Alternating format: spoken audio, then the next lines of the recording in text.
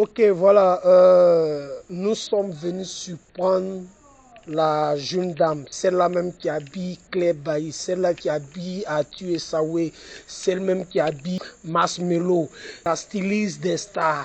On va venir la surprendre, on ne sait pas c'est dans quoi elle est, mais on s'est renseigné mollo un peu, et puis du coup, on a montré là où elle fabrique, là où ça fait sortir. D'autres disent non, elle importe ça dans les autres pays, c'est pas elle qui coud. Vous allez voir, on va rentrer.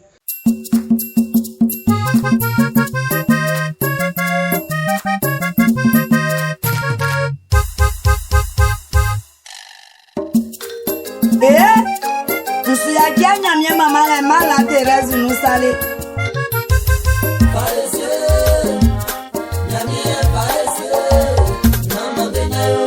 Et trop quoi écran Jacques. Baba a quien vieux quoi.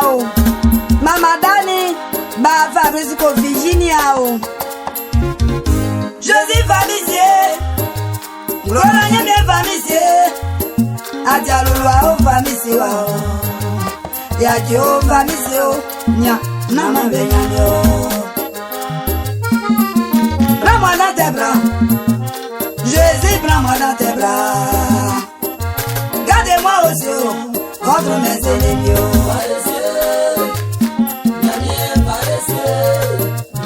Y'a bien plus Faisier. Oh, ma beau via Pandjaye. Eh, non, la vie. Y'a jo Faisier. Côte d'Ivoire, c'est ma ya. Bientôt, je vais sous maman. Y'a Kyo Kae Bono. Shana still créa.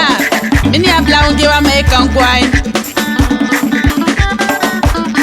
Shana still créa. Mini a blaungi wa make un coin. Y'a Kyo Kae Bono. Eze va eze. Jérémy Boissy, Kaoulé TV, Faïsé.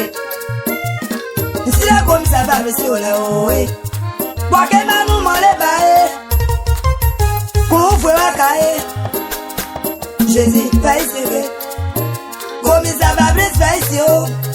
Oh, et soit qu'on y en a, Faïsé. Malanga, je l'amour, nia.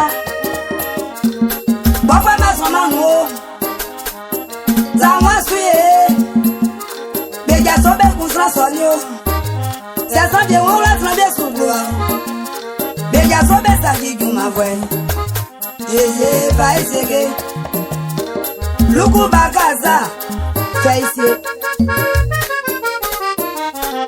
Maman blé de millier. Blé double clan bébé, fait ici. Clara Morrison, Akouye Bla. Ici le colonel major. Après à Grégoire, Faïsé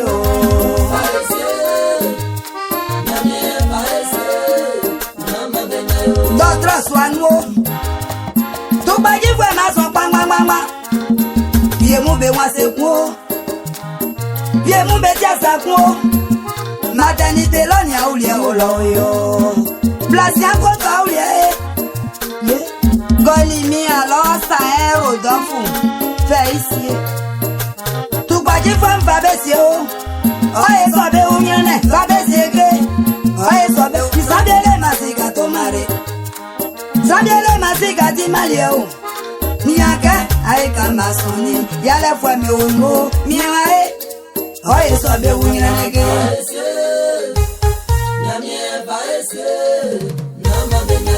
Apo de Londres, Nyamie Feseke, Dibi Kwai Daviti, Assembolo Direte Nyole, Telasu, Agua, Jésus, la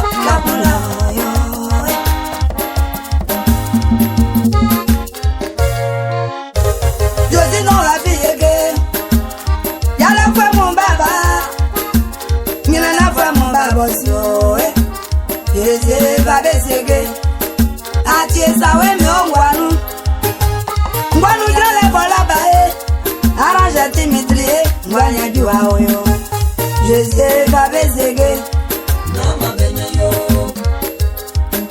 François Laoulon, ambassadeur Josou. Déplais mon mien, Angélique Aé. Meti ma toi quand ma bande la noix. Ma toi quand du matin. Ngoto nyamio, famille serré. Nama benyamike.